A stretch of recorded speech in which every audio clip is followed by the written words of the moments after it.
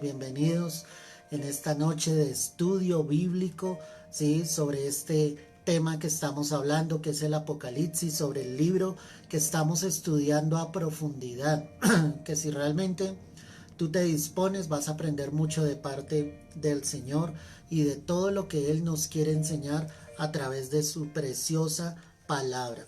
Así que recordemos por un momento lo que alcanzamos a mirar en la clase pasada, ¿cierto? Nosotros quedamos en el primer versículo donde hablaba y decía la revelación de Jesucristo, y hablábamos de que esa revelación de Cristo obviamente se agrupaba en unos aspectos claros que te los quiero recordar. El primero era que era la condición de la iglesia acá en la tierra, es decir, era la revelación de Dios sobre lo que estaba pasando, ¿sí? Sucediendo dentro de la iglesia. O sea, el libro deja ver claramente la condición en la que está la iglesia actual del Señor en esta tierra. Y ahí veíamos lo que dice Apocalipsis 2 y Apocalipsis 3, las 7 iglesias, la condición en la que cada una de ellas estaba, y obviamente veíamos que la iglesia actual pues obviamente es identificada con la iglesia de la Odisea. Esa es la iglesia actual, la iglesia que dice soy rico, ¿cierto? No necesito de nada, pero por otra parte el Señor le está diciendo tú eres un pobre, ciego, miserable, ¿cierto? Desventurado totalmente, porque la iglesia hoy en día está colocando su confianza en las riquezas de esta tierra y no sabe que la riqueza verdadera es nuestro Señor Jesucristo. La, el segundo grupo en el cual nosotros vemos esa revelación, veíamos claramente que era la condición de la iglesia después en el cielo, ¿cierto? Cuando la iglesia llegaría al cielo. ¿Qué pasaría allí con la iglesia? La condición en la que estaríamos obviamente ya como esposa de nuestro Señor Jesucristo. Ya no seríamos la novia, obviamente, sino seríamos claramente la esposa del Señor. Y nos muestra cómo estaríamos allí en el cielo, cómo vamos a estar en esa condición de esposa de Cristo. La tercera característica que analizábamos era sencillamente lo que precederá después de la segunda venida del Señor, ¿cierto? O lo que precederá, perdóname, a la segunda venida del Señor, es decir, lo que estará antes de la segunda venida. Y aquí marcábamos una diferencia que quiero recordártela claramente. Esa diferencia radica entre el arrebatamiento y la segunda venida. El arrebatamiento está por suceder. El arrebatamiento será secreto, y cuando decimos que será secreto es que solamente sí serán llevados al cielo todos aquellos que hayan aceptado al Señor Jesucristo como Señor y Salvador, pero desde la tierra ningún ojo le verá. Mientras que en la segunda venida la palabra dice que todo ojo le verá, o sea, los habitantes de la tierra definitivamente verán al Señor, ¿sí? Verán la gloria de Dios descendiendo sobre esta tierra, mientras que en el arrebatamiento lo único que está esperando la iglesia es que la trompeta suene en el cielo para que seamos llevados y arrebatados para estar para siempre con el Señor. Entonces el libro de Apocalipsis narra todo lo que vendrá antes de la segunda venida, es decir, los juicios que Dios traerá sobre la tierra, donde sencillamente pues el Señor juzgará a cada uno conforme han decidido, porque no quisieron recibir el amor de la verdad. El cuarto aspecto que analizábamos son los juicios de Dios sobre los enemigos de Dios y de su Cristo. Entonces ahí yo te explicaba y te decía efectivamente, sí, que el Señor obviamente no dejará, sí, en vano a los malvados, a los que se han presentado como enemigos claros del Señor Jesucristo. Definitivamente ellos tendrán su final, sí, y su final obviamente el Señor traerá juicio sobre todos esos enemigos, obviamente en cabeza de Satanás, el anticristo y el falso profeta. Entonces ahí vemos los juicios del Señor sobre el mal, sobre la iniquidad, sobre el pecado, obviamente sobre la tierra. También hablábamos de como una quinta característica la destrucción de los poderes que gobiernan el mundo. Entonces, todo lo que se ha levantado en contra de Cristo, todos esos poderes de las tinieblas, y aquí yo te hablaba, por ejemplo, acerca del nuevo orden mundial, acerca de los Illuminati, toda secta satánica, todo aquello que se haya levantado precisamente en contra de la voluntad del Señor, ahí el Señor traerá la destrucción sobre todos esos poderes que están sobre la tierra hoy en día, que nosotros no podemos decir que no existen porque son reales. ¿Sí? Todo lo que ha vivido el mundo en estos momentos muestra claramente cómo el diablo está organizando todo para que se manifieste precisamente el anticristo, ¿cierto? Entonces ahí es donde nosotros logramos observar y darnos cuenta fielmente de que el Señor traerá obviamente esa destrucción sobre todos los poderes que gobiernan el mundo. Uno de los poderes en los cuales el Señor también traerá juicio será sobre la iglesia, llamada en la palabra como la gran ramera. Y ahí veíamos que la gran ramera precisamente son todos esos poderes religiosos que hay sobre la tierra, que aparentemente tratan de hablar de Dios, tratan de glorificar al Señor, pero que definitivamente, mi amado, no están llevando absolutamente a nadie a los pies realmente de Cristo. Por lo contrario, están apartando a las personas del amor de la verdad, del amor de Jesucristo. Y este sí que es un problema grave. Y es un problema grave obviamente porque la iglesia ha sido colocada en esta tierra para hacer luz en medio de las tinieblas. La responsabilidad de la iglesia es precisamente llevar a las almas a los pies de Cristo, direccionarlos, guiarlos, instruirlos, formarlos realmente en el amor de la verdad. Entonces ahí tenemos ese juicio que Dios también traerá sobre ese poder religioso, porque hay un poder religioso sobre la tierra. No hablamos de ninguna religión en lo normal, o sea, son varias religiones. Y cuando digo son varias religiones, ahí hablábamos precisamente sobre el ecumenismo, que se acepta de todo en la iglesia, de todas las doctrinas, de todos los dogmas, y que efectivamente, mi amado, ¿sí? No están dejando fielmente que las almas puedan venir a nuestro Señor Jesucristo. Ese es el detalle. Entonces, habrá la destrucción de los poderes que gobiernan el mundo. Una sexta característica en relación con la revelación, ¿sí? Es lo que estamos viendo, y el Señor traerá el milenio. El milenio va a ser una etapa donde yo te explicaba y te decía, no sabemos con seguridad si serán 1000 años literalmente, ¿cierto? O sencillamente será un periodo largo donde obviamente el Señor gobernará sobre ese milenio, el Señor estará juntamente con la iglesia como su esposa, y allí obviamente reinaremos con el Señor esos 1000 años. Vuelvo y te repito, el texto que aparece en la escritura donde dice que un día son como 1000 años y 1000 años como un día, lo único que hace referencia a ese texto es al estado eterno en el que Dios se encuentra. No quiere decir que literalmente un día para el Señor son 1000 años, o sea, Él vive en el estado eterno. Por eso no sabemos con exactitud el tiempo en el que va a permanecer el milenio sobre la faz de la tierra. Tal vez cuando tú me escuchas esto hay un poco de confusión, pero en la medida en que vayamos avanzando en el libro podrás recordar lo que te estoy diciendo en este momento, y ahí ya te vas a poder sencillamente ubicar claramente a través de la escritura, porque la escritura es clara, y si tú estás atento al curso que estás recibiendo, pues obviamente vas a recibir la bendición de parte del Señor. Gloria al Señor por todos los que se están conectando en esta noche, y hago una pequeña pausa, mi amado, para que puedas invitar a otros hermanos, para que ellos también sean edificados, ¿sí? Mira que tristemente dentro de la iglesia, ¿sí? Cobran absolutamente por todo, y nosotros hemos recibido de gracia y podemos dar de gracia. Y mira que estos medios de comunicación en los cuales el Señor nos brinda la posibilidad, obviamente, de conectarnos, pues son de gran ventaja y de gran bendición para todos nosotros. Así que qué bendición que puedas estar conectado en esta hora y que puedas invitar a otros. Por eso las clases están siendo colgadas a través de la red. Pero el objetivo, ¿cuál es? Que tú te puedas conectar en el momento exacto en que damos la transmisión en vivo. ¿sí? Para que tú puedas recibir de primera mano lo que el Señor nos está entregando. Bien, en la séptima característica frente a esa revelación, o sea, Dios revela el juicio final.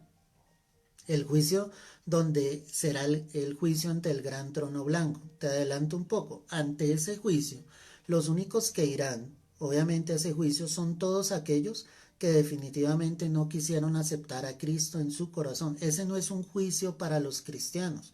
¿Sí? Hay una mala enseñanza o una mala doctrina ante esto. Decir que estaremos ante el juicio, ante el gran trono blanco. Nosotros no vamos a estar en ese juicio. Ese juicio es únicamente para los inconversos, para los no creyentes, ¿sí? El juicio en el cual nosotros vamos a estar, por denominarlo así, es el tribunal de Cristo. ¿Cuándo sucederá el tribunal de Cristo?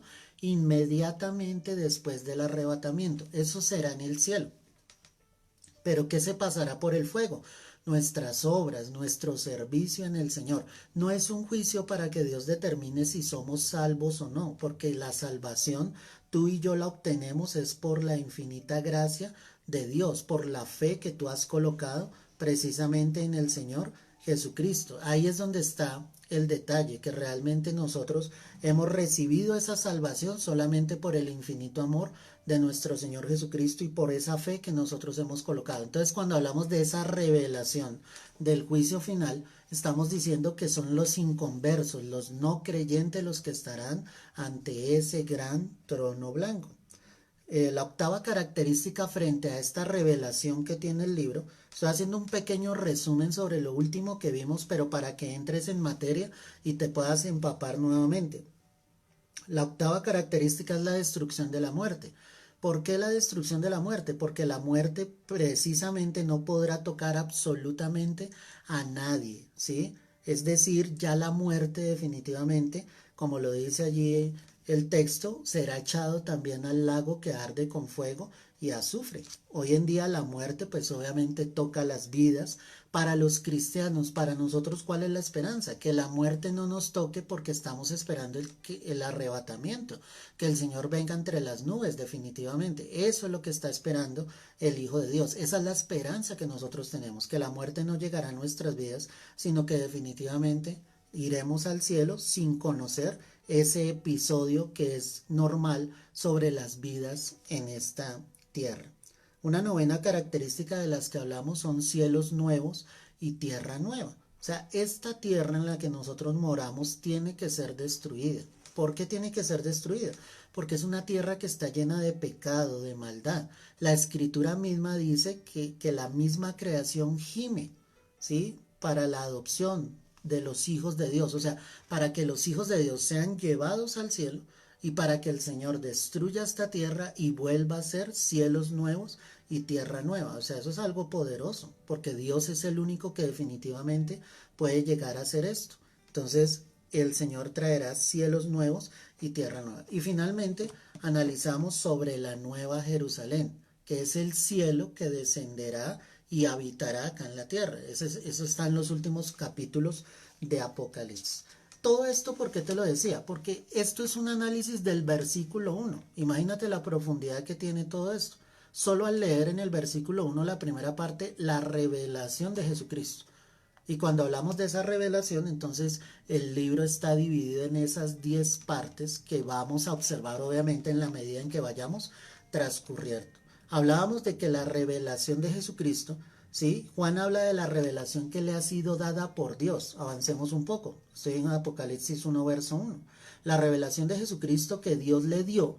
¿Quién le dio esa revelación? Fue Dios mismo. Es una revelación que definitivamente viene de lo alto. Es una revelación que definitivamente viene del Señor, viene de Dios directamente. Pero hacíamos un análisis que obviamente ya Jesús no venía como el Cordero de Dios, o sea, para ser sacrificado, sino aquí en Apocalipsis ya Jesús se muestra definitivamente como el Dios todopoderoso, como el grande, como el invencible. Esto es algo glorioso, es algo muy bonito pensar que obviamente en un primer aspecto Cristo vino, ¿sí? Por primera vez como ese cordero para entregar su vida en amor por todos nosotros. Pero ahora mis amados, ¿sí? Cuando suceda el tiempo en el que Cristo obviamente vuelva a venir y coloque sus pies sobre la tierra, Él vendrá como el Dios grande, como el Dios todopoderoso, como ese juez justo. Recuerda que hoy Cristo es el abogado, Él intercede por nosotros delante del Padre, pero llegará el momento, mi amado, en que definitivamente Cristo ya venga como el Rey, el juez, el que juzgará a los vivos y a los muertos precisamente por las obras que hayan hecho o hayan realizado cada uno sobre la faz de esta tierra. Y analizábamos unos textos donde Jesús mostraba su parte humana, ¿sí? Que están todos en el Evangelio de Juan, en la clase anterior ahí los puedes observar con más detenimiento.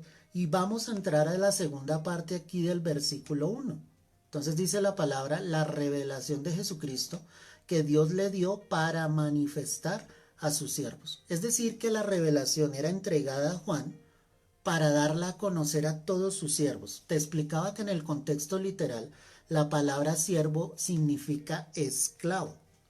O sea, cuando tú dices es que yo soy el siervo de Dios, o escuchas a alguien, yo soy el gran siervo de Dios. O sea, si esa persona entendiera, lo que está diciendo es yo soy esclavo de Cristo. Y si eres esclavo de Cristo, te sometes y te sujetas precisamente a la voluntad de Dios. O sea, cuando decimos que somos siervos no es para enaltecernos, no es para llenarnos de orgullo, por lo contrario, es para doblegar nuestras vidas a los pies de nuestro Señor Jesucristo. Y lo que está mostrando la palabra es que Dios le había entregado esa revelación al apóstol Juan para manifestar a sus siervos las cosas que debían suceder. O sea, para darnos a conocer a todos nosotros definitivamente lo que sucedería sobre la faz de la tierra. Cuando miramos el término, ¿sí? En el original, cuando miramos ese término en el original, hermano, estamos mirando fielmente que es una palabra llamada doulois. Te lo voy a deletrear para que tú lo puedas escribir. D-O-U-L-O-I-S. Esa palabra en el griego original te lleva precisamente a esclavo. ¿Qué somos nosotros entonces de Cristo? Esclavos. Eso es lo que cada uno de nosotros es delante de Dios. Sí, somos sus hijos, obviamente, pero somos esclavos de Cristo. Somos esclavos fielmente del Señor. Somos esclavos del Rey de Reyes y Señor de Señores. Ahí es donde nosotros tomamos la posición que realmente necesitamos, ¿sí? Entender que estamos humillados delante de Dios, entender que estamos humillados delante de la presencia del Señor y que este libro nos fue entregado para darnos a conocer todas las cosas que van a venir. O sea, si hay un cristiano que definitivamente, yo te lo decía en la clase anterior, no le coloca la suficiente atención al libro, pues este cristiano definitivamente está desenfocado. Él no sabe para dónde va. Él no sabe lo que el Señor le quiere mostrar, él no sabe lo que el Señor le quiere revelar y nosotros definitivamente estamos esperando, ¿sí?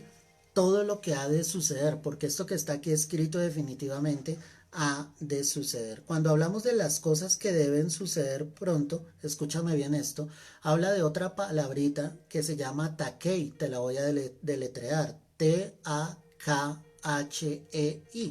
¿Qué quiere decir esto? Cuando dice las cosas que deben suceder, y la palabra dice deben suceder pronto, ¿sí? No quiere decir que en el tiempo en que Juan recibió la revelación iba a suceder a los 6 meses, iba a suceder al año siguiente.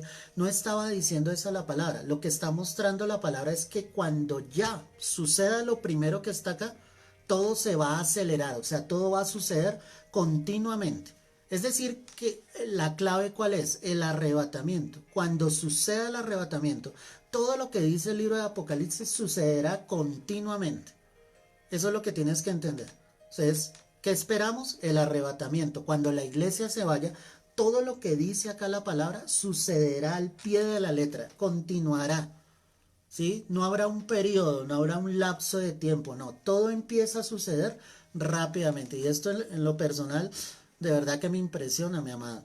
Por eso cuando el Señor decía las cosas que deben suceder pronto, el término en el griego original que utiliza es la palabra takei.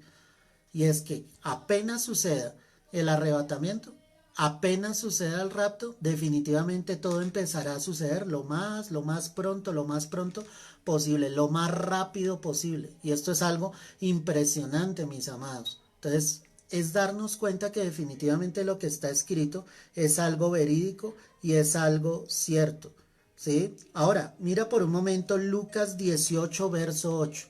Lucas 18, verso 8. Y mira lo que dice aquí la escritura. Lucas 18, verso 8. La palabra dice lo siguiente. Os digo que pronto les hará justicia, pero cuando venga el Hijo del Hombre, ¿hallará fe en la tierra? Cuando dice, os digo que pronto les hará justicia, ahí encontramos ese término taquei. O sea, cuando la palabra está mostrando lo siguiente, miramos el contexto. ¿Y acaso Dios no hará justicia a sus escogidos que claman a Él día y noche? ¿Se tardará en responderles? O sea, ¿qué está mostrando acá la escritura? Definitivamente lo que está mostrando la palabra es que cuando alguien clama a Dios, que cuando alguien ora, pues la respuesta de Dios va a venir. Lo que nosotros no sabemos, y no es que el Señor se esté contradiciendo, sino aquí aparece el término, ese taquei se tardará en responderles, o sea, la respuesta de Dios llegará en el momento justo, en el momento adecuado. Tú puedes estar orando por algo en tu vida durante un año, año y medio, 2 años. Dios no se está tardando en responderte. Lo que pasa es que el Señor sabe el tiempo en el que esa respuesta definitivamente ha de llegar sobre tu vida. Eso es lo genuino, eso es lo verdadero. Que tú sepas que hallarás respuesta de parte de Dios. Y cuando Dios da la respuesta es algo definitivo, así como vendrán los juicios de Dios sobre la faz de la tierra. Cuando esto ya suceda, definitivamente los juicios de Dios se apresurarán uno tras otro. ¿Ok? Ahora, vuelve allí a Apocalipsis 1 y mira lo que dice aquí la escritura. Entonces estamos en Apocalipsis 1, verso 1. La revelación de Jesucristo que Dios le dio para manifestar a sus siervos las cosas que deben suceder pronto, y la declaró enviándola por medio de su ángel a su siervo Juan. ¿Qué está mostrando entonces aquí la escritura, cierto? Que Dios obviamente utiliza a este ángel. Nosotros no sabemos con exactitud a qué ángel se refiere. Unas posibles, ¿sí?, hipótesis que tenemos es que sea el mismo ángel Gabriel, que aparece siempre como el mensajero, que aparece siempre como el que realmente está trayendo el mensaje de parte de Dios. Entonces, miremos por ejemplo allí Apocalipsis 1:3, adelantémonos aquí un poco, ¿cierto? ¿Qué dice aquí la palabra? Bienaventurado el que lee y los que oyen las palabras de esta profecía y guardan las cosas en ella escritas, porque el tiempo está cerca. O sea, esa revelación dada por Dios, Dios había enviado un ángel para que llegara donde Juan, y Juan precisamente recibiera el mensaje de parte de Dios. Y aquí la palabra está diciendo que obviamente el tiempo está cerca. Y decíamos, si Juan veía que el tiempo estaba cerca, cuánto más nosotros podemos ver que definitivamente el tiempo está cerca, de que todo esto está por suceder y empezará a suceder a partir del arrebatamiento. Cuando decimos que posiblemente entonces es el ángel Gabriel, quiero que mires Daniel 8, no pierdas allí en Apocalipsis, Daniel 8, y vamos a observar el verso 16, Daniel 8, verso 16. Dice acá la escritura: y oí una voz de hombre entre las riberas de Ulai, que gritó y dijo: Gabriel, enseña a este la visión. Aquí aparece el ángel Gabriel trayendo, ¿sí?, mensaje, trayendo esa visión sobre los que estaban allí. Obviamente aparece él declarando la visión que el Señor le estaba entregando. En Daniel 9, el verso 2, mira lo que dice: en el año primero de su reinado, yo, Daniel, miré atentamente en los libros el número de los años de que habló Jehová al profeta Jeremías, que habían de cumplirse las desolaciones de Jerusalén en 70 años. Toda esa revelación que aparece acá en el libro de Daniel, ¿quién se la estaba entregando? Precisamente el ángel Gabriel. Entonces, una de las posibilidades es que pudiese ser el ángel Gabriel. Él vuelve a aparecer en Lucas capítulo 1. Ve allí conmigo.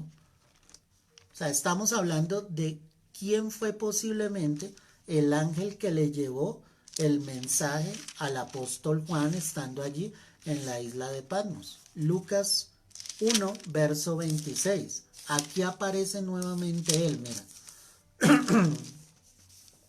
Dice la palabra así.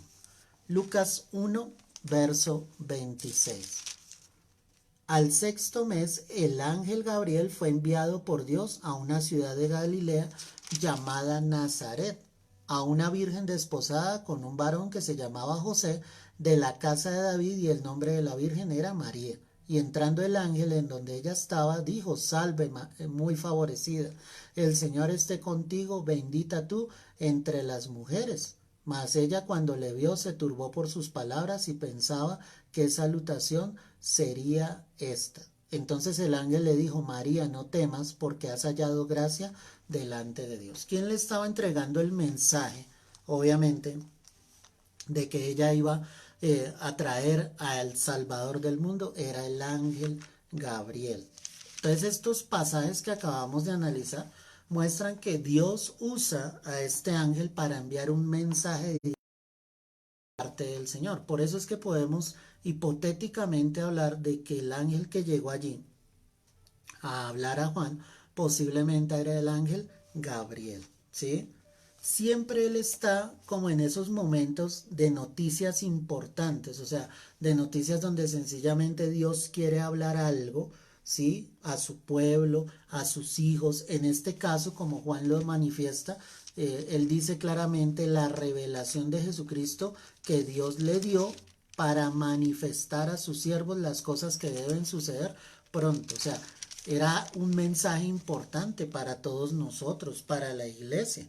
Entonces, nosotros encontramos que el Padre, como dice acá, volvamos a leer allí, verso 1, la revelación de Jesucristo que Dios le dio para manifestar a sus siervos las cosas que deben suceder pronto, y la declaró enviándola por medio de su ángel a su siervo Juan. Ahora, la pregunta es, ¿por qué Juan es el escogido para recibir esta revelación? ¿Por qué no era el mismo apóstol Pablo? ¿Porque no fue Pedro en un momento determinado? O sea, la condición en la que se encontraba el apóstol Juan allí desterrado en la isla de Patmos hacía que él fuese el personaje indicado para recibir esta revelación, para que él escuchase el mensaje, lo escribiera y después hiciese llegar ese mensaje a todas las iglesias. O sea, alguien se pregunta y dirá: bueno, pastor, ¿cómo hizo él para que el mensaje llegara? Si él estaba en una isla, si él estaba desterrado, ¿cómo precisamente pudo llegar a las iglesias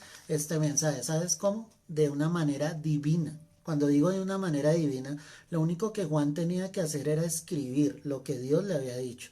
Del resto se iba a encargar el Señor, de que ese mensaje llegara tal y como había sido transmitido, obviamente, a las iglesias. Y cuando digo esto, es que efectivamente él había podido echar ese pergamino, ¿cierto?, al mar, y el mar lo llevaría al lugar indicado. Dios no se ve impedido de absolutamente nada. Cuando él quiere llevar el mensaje llega precisamente. Ahora, con todo respeto te digo esto: si Dios hizo hablar, ¿sí?, allí a la burra, para que el profeta se detuviera, ¿qué no será capaz Dios de hacer?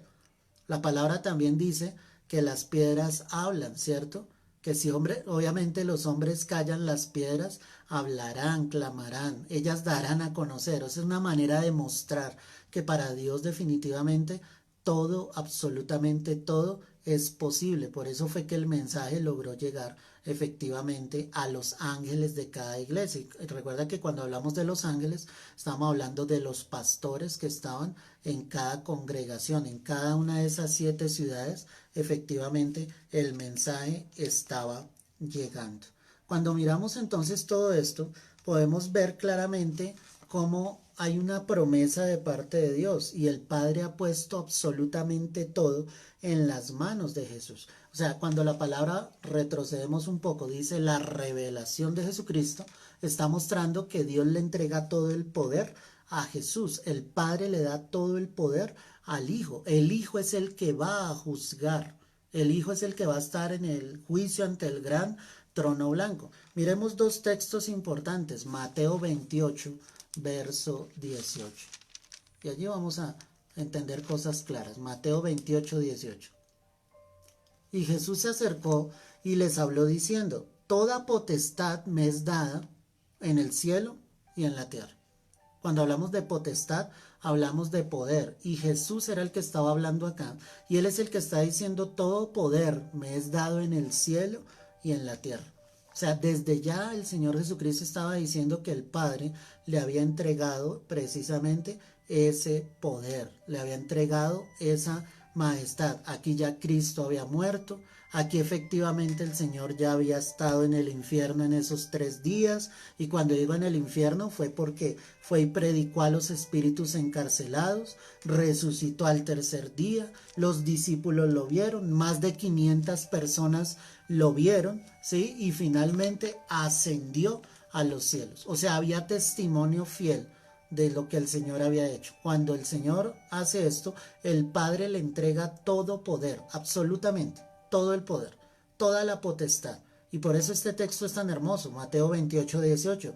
Y Jesús se acercó y les habló diciendo: toda potestad me es dada en el cielo y en la tierra. O sea, Cristo es el que tiene el poder tanto en el cielo y en la tierra.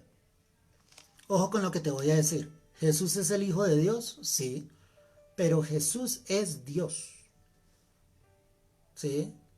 Cuando la palabra dice que Él es el primogénito de la creación, haciendo referencia a Jesús, la palabra no está diciendo que el Padre, Dios Padre, al primero que creó fue a Jesús. O sea, Jesús no fue creado. Jesús es el creador de todas las cosas. Por eso la Escritura dice allí al comienzo en Génesis, cuando iban a hacer al hombre, dijo: hagamos al hombre a nuestra imagen y semejanza. Lo que la palabra estaba mostrando aquí claramente era que estaba Dios Padre, Dios Hijo y Dios Espíritu Santo. Ellos estaban los tres allí para crear al hombre. Cuando ves allí también en Génesis, en la Torre de Babel, la Escritura dice: descendamos y confundamos. No dice descenderé y confundiré. No, dice descendamos y confundamos.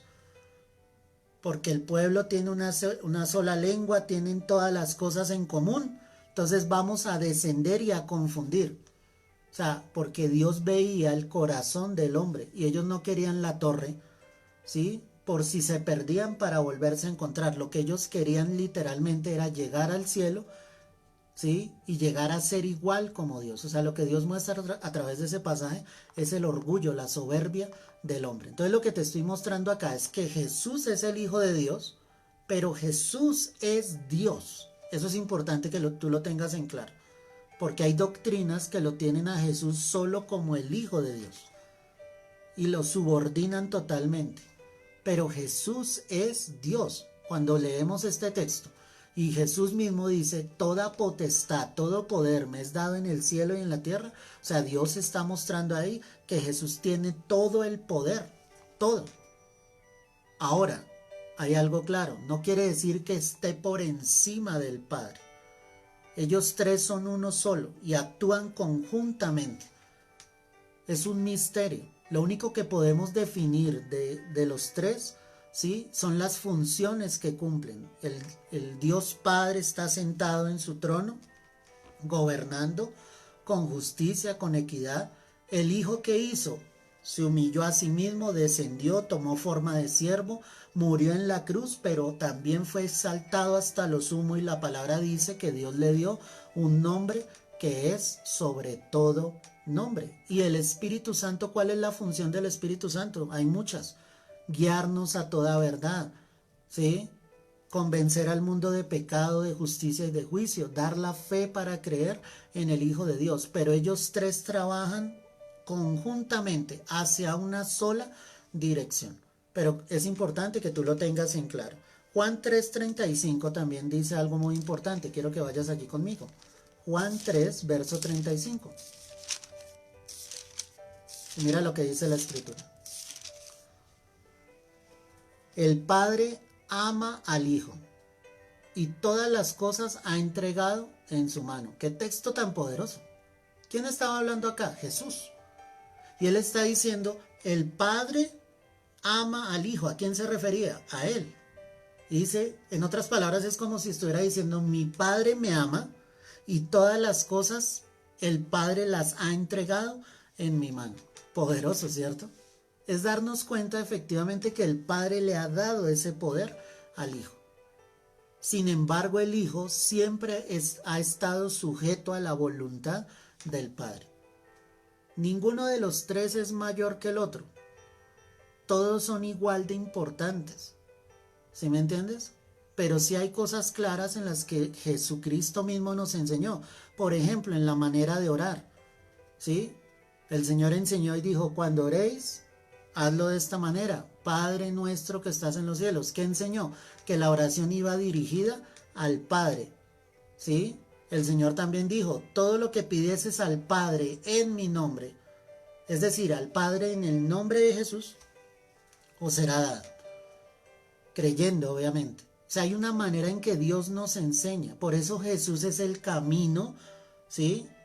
Hacia el Padre. Él es la vida ¿qué? Eterna. Él es la única verdad. Él es el camino, la verdad y la vida. Y la palabra dice, nadie puede ir al Padre sino a través de Jesús. O sea, nadie puede decir, conozco al Padre, sin haber conocido primero al Hijo. Y para conocer al Hijo, tú tienes que aceptar el sacrificio de Jesucristo fielmente en la cruz. Entonces, ese texto, sí, esos dos textos que acabamos de leer son poderosos. Volviendo nuevamente a Apocalipsis, capítulo 1, verso 2, dice la palabra que ha dado testimonio de la palabra de Dios y del testimonio de Jesucristo y de todas las cosas que ha visto. ¿Quién había dado testimonio y quién había visto todas estas cosas? El apóstol Juan. Él ya había recibido toda la revelación. O sea, para que tú me entiendas, Juan recibe toda la revelación y después de que ha recibido toda la revelación, él empieza a escribir el libro. ¿Entiende eso? No era que él fuera viendo y escribiendo, no. O sea, él primero vio todo, Dios le entrega la revelación y después de eso él va a escribir absolutamente todas las cosas. Si alguien también se pregunta y dice, pero ¿cómo hizo Juan para acordarse de todo lo que había visto? Pues precisamente porque el Espíritu Santo le traería a memoria todo lo que él debía recordar. Así como Dios trae a memoria la palabra en un momento determinado, por medio de su Santo Espíritu, así lo hizo con el apóstol Juan. Esto es poderoso, esto es darnos cuenta que no era o no puede ser un escrito de un hombre, porque alguien te puede decir, no, pero es que la Biblia es escrita por hombres, sí, pero la misma escritura dice que los santos hombres de Dios fueron inspirados por Dios, por el Espíritu Santo. O sea, ellos no escribieron en sus propias fuerzas, era Dios mismo el que les daba esa revelación, el que les daba esa luz, el que les daba esa instrucción. Y esto es glorioso, porque si tú y yo miráramos humanamente, recibimos una revelación como esta y tú te acordarías por pasajes, por pedazos, olvidarías muchas cosas. Si el Espíritu Santo no está allí, pues tú vas a omitir muchas cosas, pero como él estaba lleno de Dios, lleno del Espíritu Santo, el Espíritu Santo le estaba entregando fielmente esa revelación. Por eso es que él dice que ha dado testimonio de las palabras de Dios. Aquí él estaba dando un testimonio triple. Ojo con esto. Uno, de la palabra de Dios. Volvamos a leer. Que ha dado testimonio de la palabra de Dios. O sea, Juan estaba corroborando, ¿sí?, que todo esto era la palabra. Que no eran cosas en sus fuerzas. Que no eran cosas que él se había imaginado. Por eso es tan importante, mis amados, dar testimonio fiel de la palabra de Dios. O sea, si tú quieres compartirle a otras personas, háblales la palabra de Dios. O sea, si tú quieres que una persona se convenza del amor de Cristo, convéncela a través de la palabra de Dios. Eso es lo que va a traer convicción de arrepentimiento en los corazones. Pero algunos todavía piensan que van a convencer a otros con su propia sabiduría. No es así. Por eso la iglesia está en un error grande, dando testimonio de muchas cosas menos de la palabra de Dios. Esa es la primera parte. La segunda, del testimonio de Jesús, ahí lo dice, y del testimonio de Jesucristo. Jesús es el centro de toda la palabra. O sea, Jesús aparece aquí gloriosamente en el libro de Apocalipsis, pero a través de toda la escritura Jesús es el centro. Si tú miras el Antiguo Testamento, sí, el Antiguo Testamento trae una revelación de Cristo sobre lo que Cristo iba a hacer, sobre lo que el Mesías vendría a hacer. Y ya después de que Cristo se presenta allí en los 4 evangelios, y después de que Él ya ha ascendido al cielo, ¿quién sigue siendo el centro? El centro es Jesucristo. Por eso cuando haya una predicación, y escúchame muy bien lo que te voy a decir en esta hora, cada vez que tú escuches una predicación, la predicación debe pasar por la cruz. Y cuando digo pasar por la cruz, es pasar por el que murió en la cruz. O sea, si tú escuchas una predicación donde te hablan de muchas cosas, pueden ser muy hermosas, pueden ser muy lindas, pero si no te hablan de Jesucristo, esa palabra no tiene sentido. Porque toda la palabra contiene a Jesús. Es decir, yo te puedo hablar en este momento de Juan, de todo lo que él está diciendo, pero el centro verdaderamente es Cristo. Eso es lo importante. ¿Sí? La gente no va a ser salva por conocer la vida de Pablo. La gente no va a ser salva por conocer la vida de Juan, de los demás apóstoles. La gente va a hallar la salvación por conocer a quién, a Jesucristo. Eso es lo genuinamente importante. Entonces ya tenemos dos partes del testimonio de Juan. Entonces él daba testimonio de la palabra de Dios.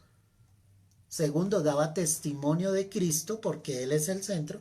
Y la tercera parte es que daba testimonio de todo lo que vio. Verso 2, voy a leerlo todo.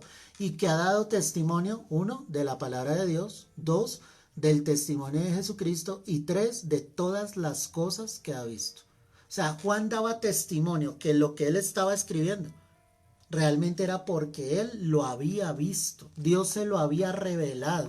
Dios se lo había mostrado. Ahora otra cosa importante. La revelación ya fue dada. Es la palabra de Dios. Toda revelación anexa hoy en día no proviene del corazón de Dios. Cuando tú escuchas a alguien que dices que Dios me reveló esto, pero eso que Dios le mostró no está a la luz de la palabra, esa revelación no viene del Señor. No viene de Dios. Por eso es que hay un hombre llamado José Smith, el líder del mormonismo, que él dice que recibió una revelación de parte de Dios. Y por eso fue que él escribió el libro Mormón. ¿Me entiendes? Pero esa revelación no tiene nada que ver, obviamente, con Cristo. Yendo un poco más allá, los mormones llegan a decir que Jesús y Satanás eran hermanos en el cielo. Imagínate ese revuelto tan terrible. O sea, no proviene de Dios. Hay tantas revelaciones extras a lo que está dentro de la palabra que definitivamente no provienen del corazón del Señor. La revelación está en la escritura, en la palabra de Dios. Esa es la verdadera revelación. Toda revelación fuera de lo que está escrito solamente viene del corazón del hombre. Y sí que tenemos de eso hoy en día, tristemente. Por eso tú debes ser tan ceñido a la palabra, tan celoso de la escritura, que finalmente Dios te pueda llevar, obviamente, a entender lo que Él te está diciendo a través de la palabra. Entonces recuerda, el testimonio de Juan está en 3 partes. 1, en la palabra de Dios, en el testimonio de Jesucristo, porque Él es el centro de todas las cosas, y el testimonio de las cosas que Él vio, que Dios le reveló y le mostró. Ahora, esto es importante. Juan era lo siguiente, en 3 partes. Te lo voy a decir, un Naví. Te voy a deletrear N-A-B de bebé I. ¿Qué quiere decir eso? Era un profeta. Cuando hablamos de un profeta es alguien que ha recibido de Dios y habla la palabra de Dios. El profeta no está para decirte cosas lindas, para decirte con quién te vas a casar, para decirte es que ese muchacho que está a tu lado, él va a ser tu esposo. O sea, el profeta de Dios no habla eso. El profeta de Dios ha sido enviado para dar la palabra de Dios. Cuando un pastor predica la palabra de Dios, él es profeta de Dios. Porque ¿qué está entregando? La palabra de Dios. Si yo miro a través de la escritura, yo me voy a dar cuenta que el Señor dejó ver aquí claramente, ¿sí?, cómo sería esa palabra profética. quiero que vayas conmigo a primera carta a los Corintios, capítulo 14, ¿sí? Dice el verso 3, primera carta a los Corintios 14:3. Pero el que profetiza habla a los hombres para edificación, exhortación y consolación. Es decir, que cuando hay un verdadero profeta de Dios, la profecía debe tener esas tres características. Y recuerda lo que te estoy diciendo, no es en las fuerzas del hombre, no son palabras bonitas, no es cuando alguien te dice, no, tú vas a tener un gran negocio, mucho dinero, Dios te dice que te va a prosperar, a bendecir. Eso no es la palabra de Dios, porque Dios exhorta a través de la profecía. Y una exhortación es un llamado de atención de parte de Dios, para que yo proceda al arrepentimiento, para que redireccione mi vida. Entonces la palabra me dice acá, el que profetiza habla a los hombres, uno, para edificar la iglesia, y cuando hablamos de edificar es que se levante la iglesia, exhorta a la iglesia, pero también trae consolación. O sea, aunque hay una palabra de Dios donde Dios está diciendo esto está equivocado, a la vez Dios trae una palabra de consuelo, donde Él dice levántate y obviamente el Señor se glorificará. Entonces Juan era un nabí, era un profeta. Cuando miramos el libro de Apocalipsis, a muchos no les va a gustar. Les va a gustar la parte bonita, ¿sí? Algunos empiezan a leer Apocalipsis y llegan hasta el capítulo 1, ¿sí? Llegan al capítulo 2 cuando empieza la iglesia en Éfeso y definitivamente se desaniman. Cuando el Señor dice, pero tengo contra ti que has dejado tu primer amor. Y si siguen leyendo las cartas enviadas a las iglesias, peor se van a desanimar porque el Señor aún es más fuerte por el pecado, por la maldad que había dentro de la iglesia, tristemente por el mismo pecado y la misma maldad que hoy en día permanece dentro de la iglesia. Entonces, Juan era un nabí, era un profeta, pero también era un roé, te lo voy a deletrear, R-O-E-H, era un vidente. Cuando hablamos de un vidente, había recibido una visión gloriosa de parte de Dios que debía ser transmitida al pueblo, a la iglesia. O sea, él recibe esa revelación directamente de parte de Dios. No era en las emociones de Pablo, no fue un momento de éxtasis en sus propias fuerzas, era algo que venía de lo alto realmente. Era algo que provenía de Dios. Recuerdo ahora un pasaje, retrocediendo un poco, ¿sí? Saúl, el rey Saúl, profetizó en algún momento y él no era profeta. Cuando los profetas lo escucharon, dice, ¿qué hace Saúl? Obviamente, y la gente lo ve, ¿qué hace Saúl? Profetizando con los demás profetas. Fue un momento en que Dios lo tomó para que él hablara precisamente al pueblo. O sea, la palabra de Dios es el fundamento. Cuando hay una visión de parte de Dios, obviamente eso va a ser a la luz de la palabra, a la luz de las escrituras. Ojo con esto, porque el diablo también tiene siervos, y cuando digo siervos son siervos de Satanás. ¿Sí? Cuando una persona va donde un brujo, el brujo le va a decir exactamente lo que está pasando, lo que está viviendo. ¿Por qué? Porque los demonios son los que están hablando al brujo y el brujo está escuchando ¿a quién? A los demonios, y los demonios son los que están hablando. Entonces tú tienes que discernir, saber separar. ¿Cuál es la característica? Que todo debe ser a la luz de las escrituras. Cuando todo está a la luz de la palabra, cuando todo es puro, cuando todo es limpio, tú te darás cuenta efectivamente que eso sí proviene del corazón de Dios, ¿sí? Además de eso, de ser un naví, un roé, Juan también era un José. Te lo voy a deletrear. J-O-Z-E-H. Nuevamente. J-O-Z-E-H. ¿Qué quiere decir este? Que el que tenía visiones. O sea, Juan tuvo esa visión. Y no solamente una, sino varias. Porque obviamente en el transcurso de la narración del libro, vemos cómo Dios le está tomando y lo está llenando del Espíritu Santo de Dios y tenía visiones acerca de todo lo que debía suceder. Por eso el libro de Apocalipsis tiene tantos simbolismos. O sea, Juan no podía describir exactamente lo que él veía y usaba los símbolos que en ese momento él conocía, ¿sí? Para poder darlo a entender. Obviamente nosotros ya con el tiempo podemos ver con claridad más las cosas y entender más claramente lo que él estaba viendo. Mira por un momento Apocalipsis 1, verso 10, dice la escritura, yo estaba en el Espíritu en el día del Señor y oí detrás de mí una gran voz como de trompeta. Ojo con esto, dice yo estaba en el Espíritu. En otras palabras, cuando tú miras aquí espíritu en mayúscula, no se está refiriendo al espíritu de Juan, el espíritu que moraba en Juan. Todos tenemos cuerpo, alma y espíritu. Juan no se está refiriendo a su propio espíritu. Lo que él está haciendo referencia es que él estaba en el espíritu, con el Espíritu Santo, que era el espíritu de Dios, ¿sí? El que le estaba entregando obviamente esa revelación a través del ángel que analizábamos allí en el verso 1. O sea, era Dios mismo entregándole esa luz, era Dios mismo entregándole esa revelación. Hay que tener cuidado cuando tú escuchas, yo siento de parte del Señor, ¿sí? Es que yo tengo un sentir de parte de Dios, porque engañoso es el corazón del hombre. Y por eso te digo, todo debe ir a la luz de la escritura. Piensa por un momento que esto fuera algo en las emociones de Juan. Pues todo sería falso. Pero Juan estaba consciente que la revelación que estaba teniendo definitivamente provenía de Dios y era el Espíritu Santo dentro de él el que estaba llevándolo obviamente a que él viera todas estas cosas. Y esto es muy importante, mis amados, que tú no te confundas en eso, que cuando tú tengas, ¿sí? ¿Cómo te lo decimos? Una visión de parte de Dios. Cuando el Señor te quiera entregar algo, tú sepas realmente que es el Espíritu Santo en tu vida, que no son tus emociones, que no son tus sentimientos.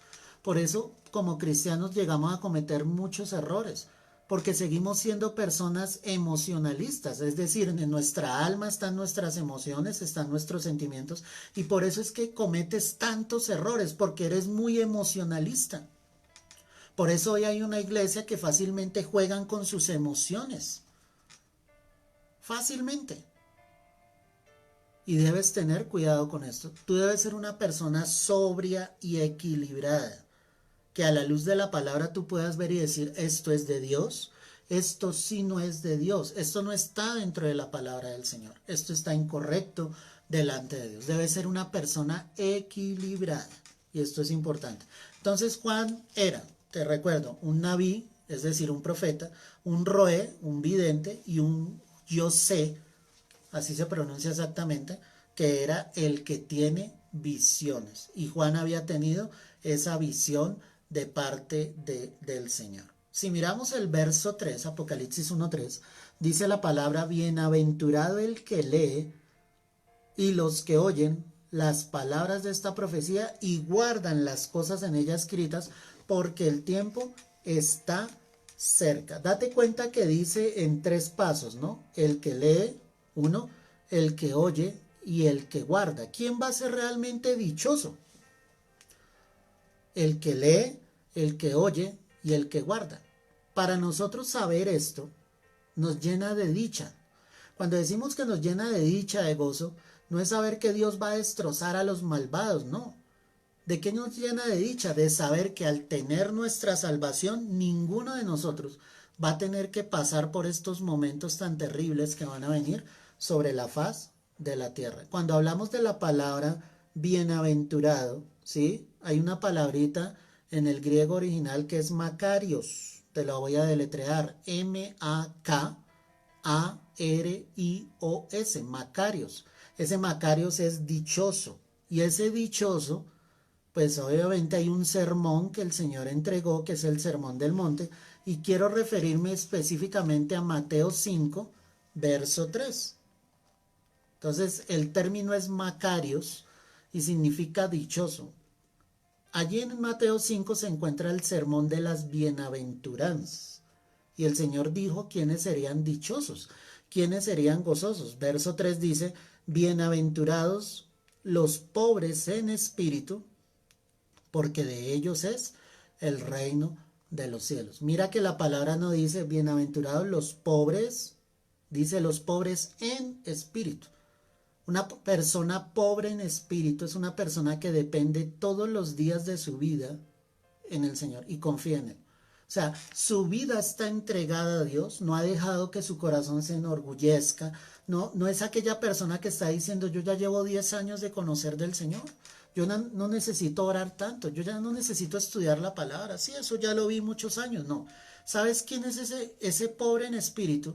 El que pese a que ha estudiado este libro 1, 2, 5 veces, su espíritu está dispuesto a recibir cada día más de Dios. Esa es una persona pobre en espíritu que quiere recibir del Señor, que anhela más y más de Dios. Y dice que estos que son pobres de espíritus, de ellos será el reino de los cielos. Es solamente un ejemplo. Entonces, ¿quién es dichoso? Según el contexto de Apocalipsis, te pregunto, ¿quién es dichoso según el contexto de Apocalipsis? El que lee, el que oye y el que guarda la palabra de Dios. O sea, no es suficiente con escuchar lo que el Señor nos está diciendo en esta hora, porque todos lo leemos, lo estamos leyendo en este momento, sino además los que oyen las palabras, los que tienen sus oídos atentos. Por eso hay una frase que el Señor repite y dice, el que tiene oídos, oiga lo que el Espíritu dice a las iglesias. El que tiene oídos, oiga. Porque es que el oído debe ser sensible a la voz de Dios. Tú puedes escuchar la palabra, pero si definitivamente tú no dejas que la palabra entre a tu vida, a tu corazón y cause un efecto, pues esa palabra volverá vacía. No porque no tenga poder, sino porque no cayó en buena tierra, como el Señor lo enseñó, para que dé fruto al 100, al 60 y al 30 por uno. Ese es el objetivo primordial del Señor, que efectivamente, ¿sí?, la palabra caiga en buena tierra y dé fruto. Entonces, si yo quiero ser bienaventurado, de acuerdo al contexto de Apocalipsis, de acuerdo a lo que Juan le estaba escribiendo, dice, serán dichosos los que leen este libro, los que oyen las palabras que están escritas en este libro, pero lo más importante, los que las guarden. Entonces, cuando yo leo la Apocalipsis 2 y Apocalipsis 3, yo debo hacer un análisis. Venga, ¿yo en qué estoy fallando? Porque cuando hablamos de la iglesia, no es decir la iglesia del pastor tal, de por sí las iglesias no le pertenecen a los pastores, hay una sola iglesia y la escritura dice que fue la iglesia que él ganó por su propia sangre. Nosotros solo somos esos administradores, esos hombres que Dios ha colocado como ángeles, como luz dentro de la iglesia, para llevar el mensaje, para cuidar del redil, del rebaño. Pero cuando yo leo Apocalipsis 2 y 3, yo debo confrontarme y decir, ¿en qué estoy fallando? ¿Qué debo cambiar? ¿A qué me está instruyendo el Señor definitivamente? A cambiar, porque tú lo puedes leer, la puedes oír, pero si no guardas lo que el Señor te está diciendo, de nada, absolutamente de nada, mi amada iglesia, nos está sirviendo. Así que ese texto es profundo, mi amado, ¿sí? Ahora, otra cosa importante, ¿sí?, es que está hablando en tiempo presente. Si fuera en pasado, ¿cómo diría el texto? Bienaventurado el que leyó y los que oyeron, ¿cierto? Y los que guardaron en tiempo pasado. O sea, como que fue importante en cierto momento, pero ya no es importante, ¿sí? Tampoco está hablando en tiempo futuro. No está diciendo bienaventurado el que leerá, el que oirá y el que guardará, no. Está hablando en tiempo presente. Es decir, que la palabra de Dios es para el tiempo presente. Ese es el poder de la palabra de Dios. Que esta palabra, este libro poderoso, nunca perderá autoridad. Es para todos los tiempos, es para todas las épocas. Y Él está hablando en este presente para nosotros. Y Él está diciendo, tú serás dichoso realmente si lees este libro, si escuchas atentamente la voz de tu Dios y si guardas lo que en ella está escrito. Y da una razón clara y dice, porque el tiempo está cerca. Cuando hablamos del tiempo en este contexto, ¿cierto?, que es en tiempo presente, la palabra que se utiliza es la palabra kairos. Te lo voy a deletrear. K-A-I-R-O-S. Kairos. Es el kairos, es el tiempo presente. Es para nuestro tiempo. Es para que tú estés atento a lo que está aquí escrito. Imagina por un momento años en el Evangelio, escuchando la palabra, y que el Señor venga entre las nubes, y tristemente tú no partieras. Tú no vas a partir por tus propias obras. Tú no vas a partir porque te comportaste mal, terriblemente delante de Dios. No, tú no vas a partir por lo que te estoy diciendo, porque de nada te sirvió leer, de nada te sirvió escuchar, si definitivamente no guardaste lo que estaba aquí escrito. Es un complemento total. Son tres cosas que van unidas definitivamente en todo esto. Cuando hablamos de alguien dichoso, es alguien que disfruta del favor de Dios.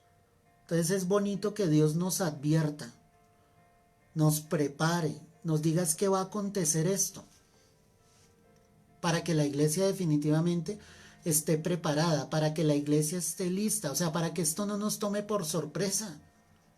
Y es que los tiempos se están acelerando, es que la venida del Señor definitivamente está cerca.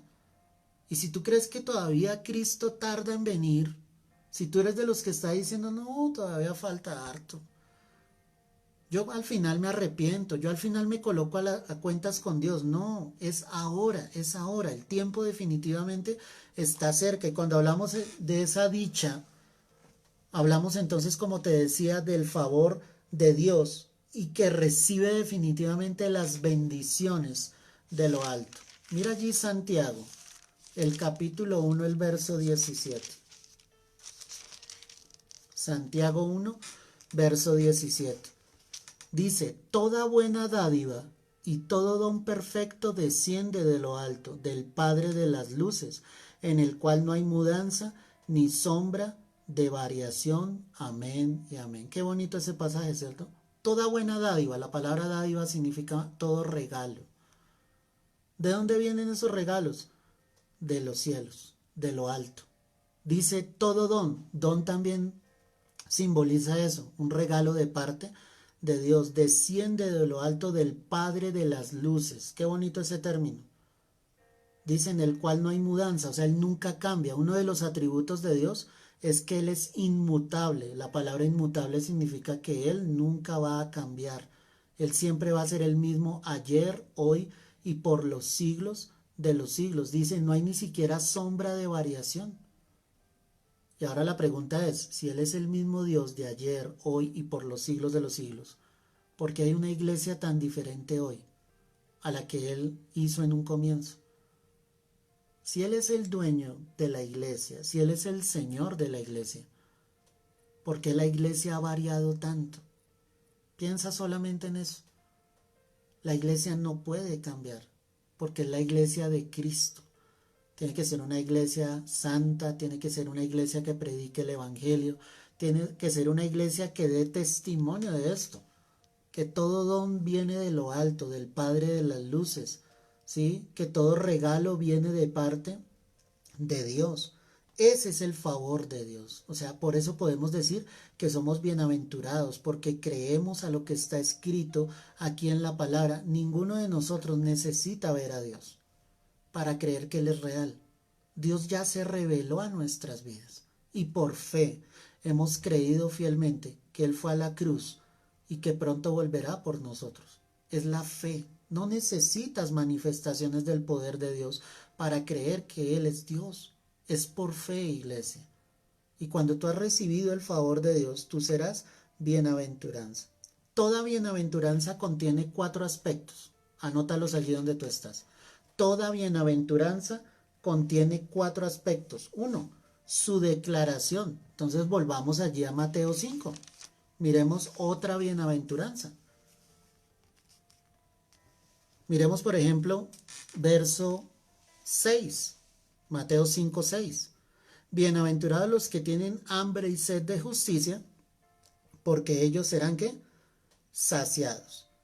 Entonces dice bienaventurados. Esa es la declaración que Dios está haciendo. Él está diciendo, serás dichoso, serás gozoso. Lo segundo, o la segunda relación que contiene cada bienaventuranza, es el destinatario. ¿Cuál es el destinatario en el verso 6? Los que tienen hambre y sed de justicia. O sea, esa bienaventuranza es para ¿quiénes? para los que tienen hambre y sed de justicia. ¿Quiénes tienen hambre y sed de justicia? ¿Los que quieren vengarse? No, los que tienen hambre y sed de justicia son los que anhelan que Cristo venga entre las nubes para que haya una justicia perdurable sobre la tierra. Esos son los que realmente serán saciados, como dice aquí la palabra. Entonces, 1, hay una declaración, bienaventurados. 2, el destinatario, los que tienen hambre y sed de justicia. El motivo, ¿cuál es el motivo? Lo que te estaba diciendo, el motivo es precisamente, ¿sí?, que el pueblo, la iglesia entienda la necesidad de amar la venida del Señor. En el contexto en el que te estoy hablando. Ama la venida de Cristo. Ahí es cuando está Dios mostrando el motivo genuino. Y hay una recompensa en esa bienaventuranza y en todas las bienaventuranzas. ¿Cuál es la recompensa? Que todos seremos saciados. Es decir, Cristo no dejará de cumplir su promesa. Él regresará fielmente por la iglesia.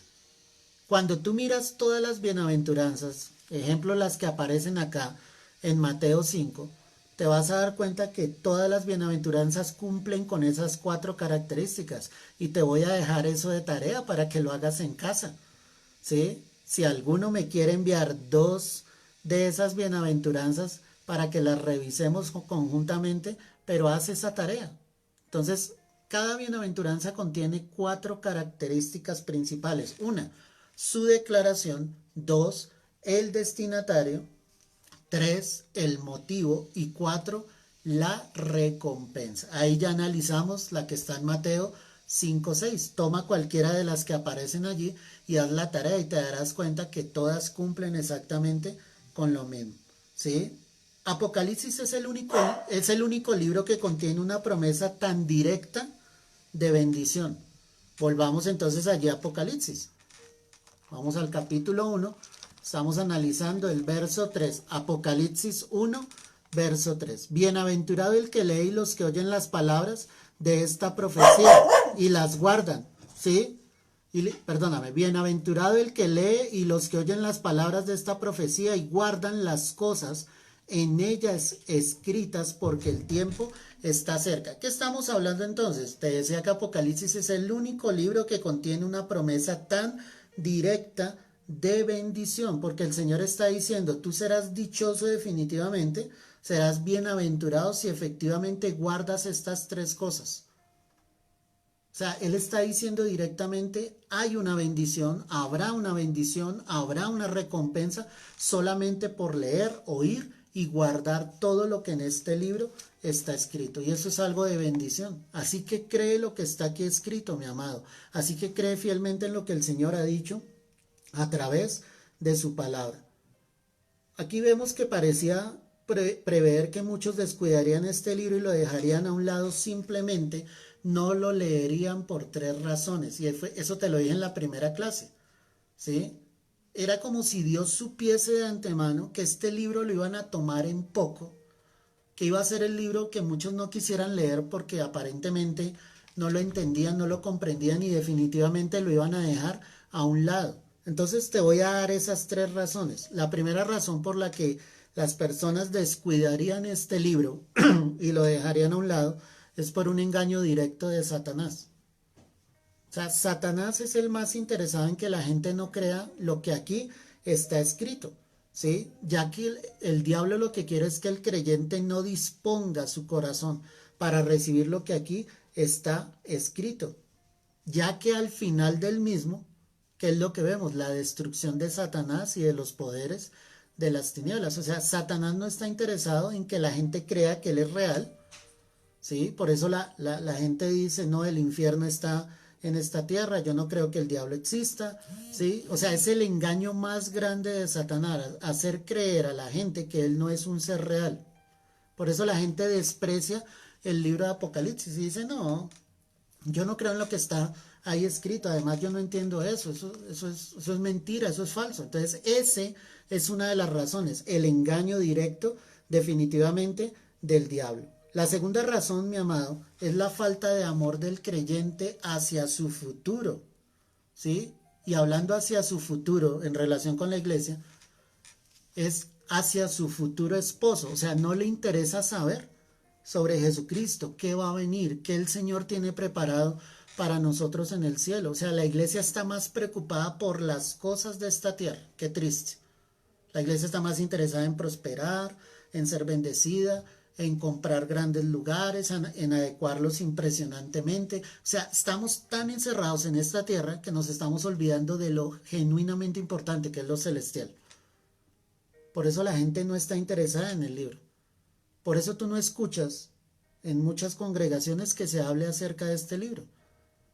Porque a la gente no le interesa. O sea, la gente tiene un comezón de oír otras cosas, las terrenales. Y el Señor dijo en algún momento, si ustedes no entienden las cosas terrenales, ¿cómo van a entender las celestiales? O sea, si tú no entiendes el propósito por el cual Cristo vino a esta tierra, pues ¿qué vas a anhelar lo celestial? Para nada. Ojo con eso, tú debes anhelar lo celestial.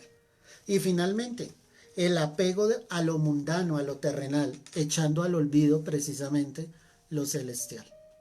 Están más apegados a las cosas de esta tierra que a lo que el Señor precisamente está preparando para todos nosotros. Cuando hablamos de que dice las palabras de la profecía, ¿sí? Estamos hablando de que todo el libro es profético. Todo el libro es profético, amado. Absolutamente todo el libro. Entonces mira, leo nuevamente el verso 3. Bienaventurado el que lee y los que oyen las palabras de esta profecía. Cuando dice las palabras de esta profecía, lo que está mostrando el libro es que todo el libro es profético. Todo Apocalipsis es profético. Para finalizar la clase de hoy, quiero que vayas allí a Apocalipsis 22, el verso 18. Y allí vamos a encontrar algo importante. Apocalipsis 22, verso 18. Dice la Escritura: yo testifico a todo aquel que oye las palabras de la profecía de este libro. Si alguno añadiere a estas cosas, Dios traerá sobre él las plagas que están escritas en este libro. Y si alguno quitare de las palabras del libro de esta profecía, Dios quitará su parte del libro de la vida y de la santa ciudad y de las cosas que están escritas en este libro. Amén y amén. ¿Qué está mostrando? Que todo el libro es profético. Por eso el apóstol Juan está diciendo acá que él testificaba de las palabras de la profecía de este libro. Eso es algo impresionante. Y allí lleva algo más, y es a decir, obviamente, lo que Dios traerá sobre los que añaden y sobre los que quitan. Cuando tú tengas tu Biblia, ojo con lo que te voy a decir, ten cuidado de la Biblia que tienes en tus manos. Porque afortunada o desafortunadamente, en estos últimos tiempos han salido demasiadas versiones de la Biblia, ¿sí? Una de las más peligrosas, y te lo digo con todo énfasis, es la NBI, la Nueva Versión Internacional. Esa versión ha quitado cantidad de capítulos, ojo con esto, perdóname, cantidad de versículos que deberían estar dentro de la palabra, pero que definitivamente los quitaron. ¿Y por qué los quitaron? Porque no son convenientes para la predicación que ellos están entregando hoy en día. Entonces, cuando tú quieras una Biblia que esté cerca al contexto original, debes tener una Biblia Reina Valera, versión 1909 o la 1960. Si tú tienes Biblias más actuales, ten cuidado, porque cambian el sentido literario de lo que el Señor quiso decir. ¿Y quiénes cambiaron ese sentido literario? Estos que están hablando acá, los que le han añadido o les han quitado. Ahí es claro el Señor. Si alguno añadiere o quitara las palabras de las profecías de este libro, el Señor dice que quitaría su nombre del libro de la vida. Cuando la palabra dice quitaría su nombre del libro de la vida, no quiere decir de que él lo va a borrar, y vamos a analizar eso en otro contexto que aparece acá en Apocalipsis, sino que ese nombre nunca estuvo escrito realmente en el libro de la vida, que es en el libro donde están los que han sido salvos, los que han entregado su vida plenamente a Jesucristo. Entonces, esto último que te acabo de decir es supremamente importante, y te lo digo con todo amor. Si tú tienes una Biblia, NBI, Nueva Versión Internacional, ve allí al comienzo de tu Biblia y allá te dicen la referencia que tiene la Biblia. Si tú tienes esa Biblia, Nueva Versión Internacional, en el amor del Señor, yo te aconsejo que la cambies, porque esa Biblia te va a cambiar cantidad de contextos y te va a dejar perder de lo que el Señor dijo en algún momento. ¿Sí? El consejo que yo te doy, ¿sí? Es que tengas la Reina Valera, versión 1960, que es la que más cercana está de las escrituras. Y si alguien logra conseguir una Reina Valera 1909, eso va a ser de gran bendición, porque aún más está cerca del tratado o del escrito original que el Señor quiso dar. Esto es algo que estamos viviendo. O sea, date cuenta que iba a pensar Juan, que lo que él estaba diciendo acá, si alguno le quitare, pero en nuestros tiempos han quitado cosas que están dentro de la escritura. Solo te coloco un ejemplo. La palabra dice, no solo de pan vivirá el hombre, sino de toda palabra que sale de la boca de Dios. En esta versión de la que te estoy hablando, en la nueva versión internacional, el versículo está totalmente cortado. ¿Qué quiere decir? Esa Biblia dice, no solo de pan vivirá el hombre. Cortaron la segunda parte. ¿La segunda parte cuál era? Sino de toda palabra que sale de la boca de Dios. ¿Te das cuenta? Cuando aparece solamente la primera parte, cualquiera puede hablar cualquier cosa de ese texto. Ten cuidado, porque lo que te estoy diciendo es veraz, es verídico y viene de parte del Señor. Entonces ahí ya hemos terminado el análisis de los 3 primeros versículos. Si tú te das cuenta, hacemos un análisis profundo, pero es bien interesante, ¿sí? Ahí está la tarea para ti esta semana, que hagas el análisis de 2 bienaventuranzas, ¿sí? Con los 4 aspectos principales. Te los recuerdo: la declaración, el destinatario, el motivo y la recompensa.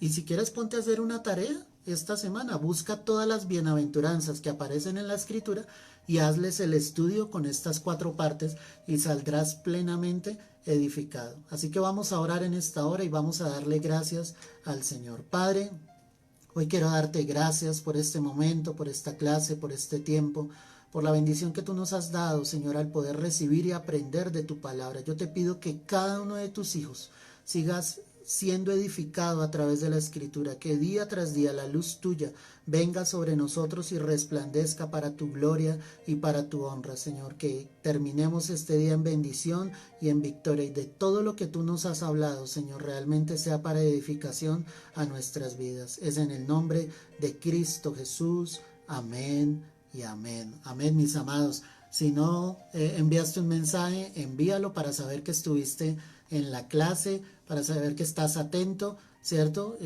La clase va a quedar allí en nuestra página para que la puedas repasar, aprender y compartirla con otros. Y como te decía al comienzo de la clase, invita a otras personas, ¿sí? Es también la manera de bendecir a otros para que puedan recibir del Evangelio, de la enseñanza, de este estudio bíblico que estamos realizando. Entonces, mis amados, un abrazo, Dios te guarde y te bendiga, y que la luz de Cristo resplandezca sobre tu vida hoy, mañana y todos los días de tu vida mientras tú y yo estemos sobre esta tierra. Un abrazo, Dios te guarde y te bendiga.